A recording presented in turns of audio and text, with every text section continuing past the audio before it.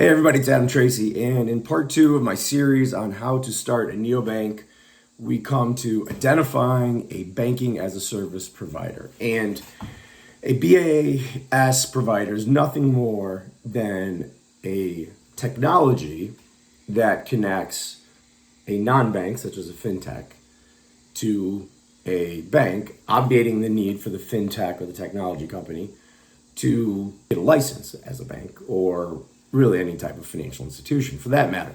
And there's a lot of them out there, right? And the list has grown exponentially because for a bank to simply offer an API and offer its suite of services to a non-financial institution, it's a relatively costless, cost-effective profit center for them. What was a short list 5-6 years ago has now grown exponentially, and I'll post a list on my website, adamtracy.io.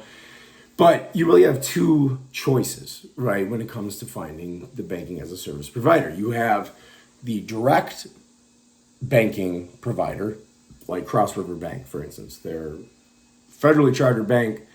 They have the API. You can partner directly with them. No middlemen. You go that way.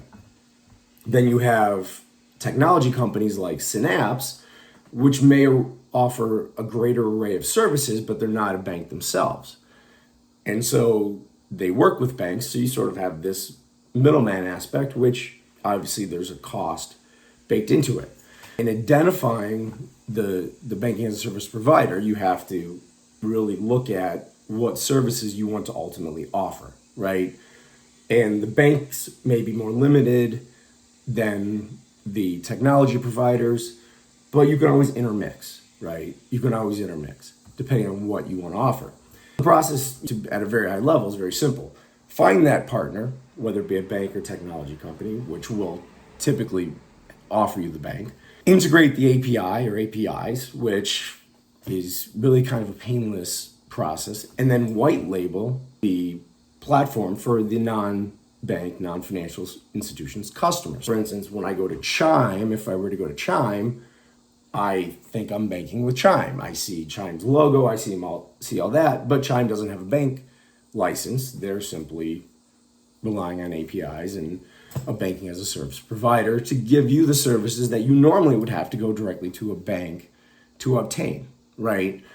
That's like the crux of the neobanking. It's banking as a service, right? That's the whole thing. That's how it works, right? And we'll get down the road and talk about the regulatory aspects and technology aspects in greater detail. But once you've decided, as I discussed in part 1, what the model of neobank you want to be, what the revenue model is going to be, that will drive the decision as to what banking as a service provider you want to ultimately partner with.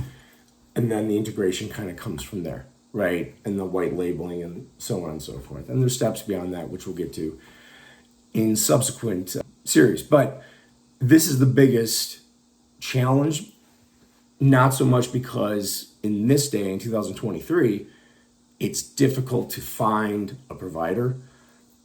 It's difficult to find the right provider, right? Like if you're in this highly competitive space, as my experience has told me, differentiation is critical, right? You can always offer just simple deposit taking services, but you see, and I talked about in series 1, there's nuance to it. There's credit driven models. There's always something that goes beyond just being a cheaper deposit taking institution, right? To find that mix, whether it be a direct bank provider or an intermediary, it's a tough call, and you really have to know what's out there in order to make the right decision and what the costs are for the various APIs and how that's going to integrate and how you're going to make a profit on the back end, because you're either paying two people, the technology provider and the bank, or you're just paying the bank. It's case by case, and again, it's entirely driven by what revenue model you've ultimately decided to follow. And you can also expect, obviously, once you've identified a banking as a service provider, it's not just a simple sign up and pay us money. There's due diligence, right? Like capital requirements. It's not like a regulatory thing where you have to have X amount or this amount. it's going to be all across the board, and it's going to be really to the whim of the financial institution. Yes, they want to see that you're financially capable of doing it, right? Because their name's tacitly attached to you, but it will vary based on the strength of the team, the strength of your business plan, the strength of the uniqueness, if you will, of your intended product and service offering. That's step 2, identifying the banking as a service provider and starting a neobank. If you have any questions, definitely hit me up. Also hit up series 1, adam@adamtracy.io. Happy to answer any questions. Talk to you next time. Cheers.